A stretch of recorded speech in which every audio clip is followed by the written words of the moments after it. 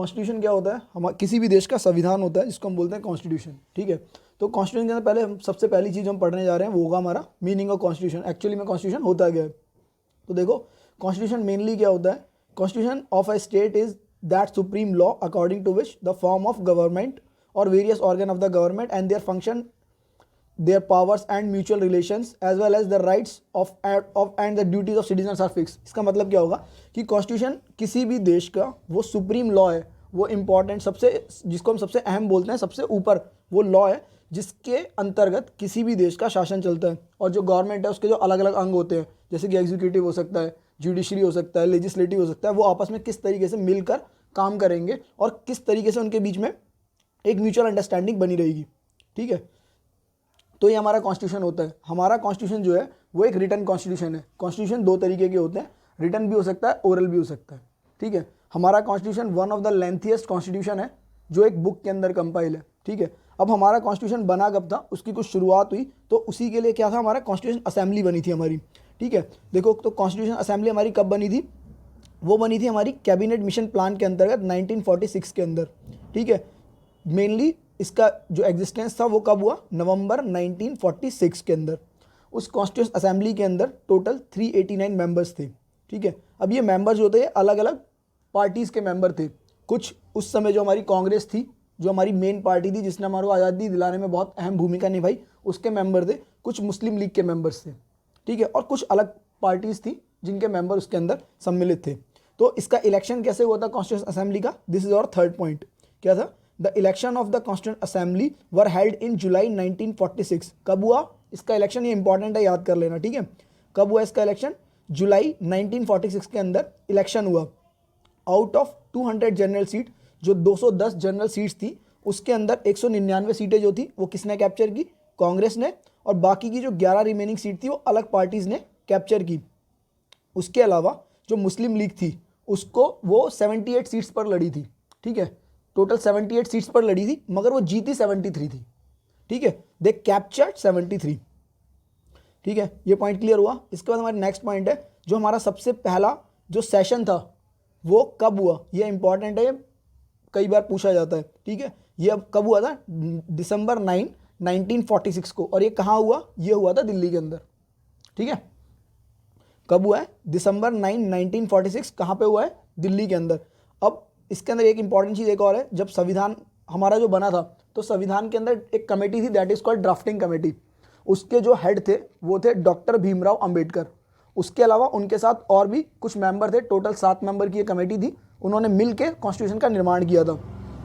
और एक चीज़ और ध्यान रखने वाली कि हमारा जो कॉन्स्टिट्यूशन है उसको ना एक चीज़ और बोला जाता है, पैच वर्क बोला जाता है।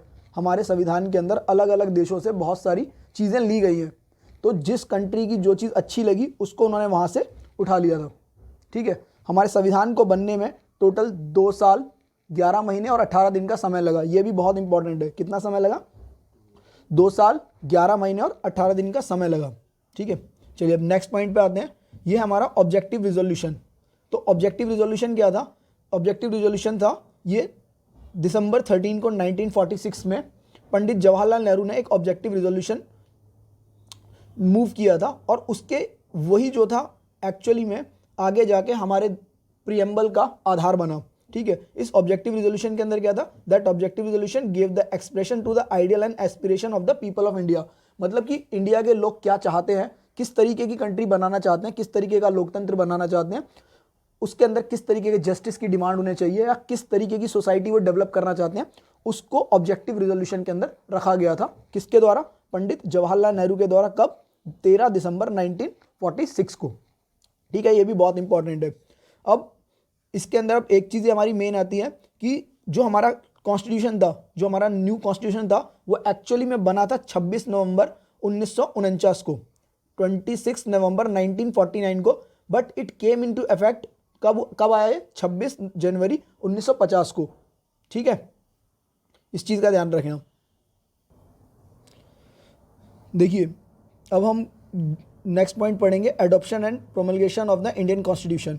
जो इंडियन कॉन्स्टिट्यूशन था कब अडॉप्ट हुआ और कब से इसको एक्चुअली में लागू किया गया। तो एक ड्राफ्ट जो था कॉन्स्टिट्यूशन का वो बन गया था 1948 फरवरी के अंदर, और उसको कॉन्स्टिट्यूशन असेंबली के आगे रखा गया 21 फरवरी को 1948 के अंदर।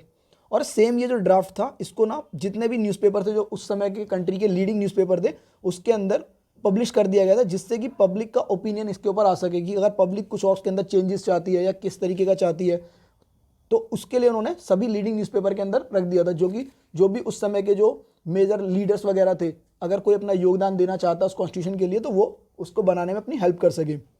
उसके बाद कॉन्स्टिट्यूशन के ड्राफ्ट पर एक नेशनल लेवल डिबेट स्टार्ट हुआ, ठीक है। तो 1948 4 नवंबर 1948 को जनरल डिस्कशन स्टार्ट हुआ ड्राफ्ट के ऊपर कि जो ड्राफ्ट बनाया गया था, ये ड्राफ्ट किसने बनाया था? डॉक्टर भीमराव अंबेडकर ने, जो उसके एक्चुअली ये इनके हेड थे ड्राफ्टिंग कमेटी के, ठीक है। इट कंटिन्यूड टिल 17 अक्टूबर 1949 और इस समय के अंदर टोटल 7635 अमेंडमेंट्स उस समय प्रेजेंट किए गए। अमेंडमेंट क्या होते हैं? बदलाव, कि हमारे को ये लॉ सही नहीं लग रहा है, इसके बदले ये करना चाहिए, ये सही नहीं लग रहा है तो उसमें क्या बदलाव होना चाहिए। तो इस तरीके के टोटल 7635 अमेंडमेंट्स को प्रेजेंट किया गया, जिसमें से 2473 अमेंडमेंट्स को डिस्कस किया गया। फिर एट लास्ट 26 नवंबर 1949 को कॉन्स्टिट्यूंट असेंबली ने इंडिया के कॉन्स्टिट्यूशन को अडॉप्ट किया। This is the date when the constitution is adopted, जिस दिन उसको स्वीकार किया गया, अडॉप्ट किया गया, ठीक है। ये थी डेट 26 नवंबर 1949। मगर जो हमारा संविधान लागू किया गया प्रॉपर पूरी तरह से, वो स्टार्ट किया गया 26 जनवरी 1950 को।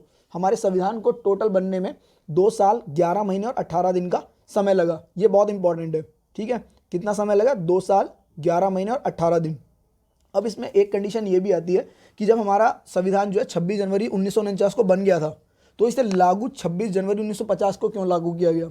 तो इसके पीछे एक छोटी सी स्टोरी रहती है कि जब हमारा देश आज़ाद नहीं हुआ था उस समय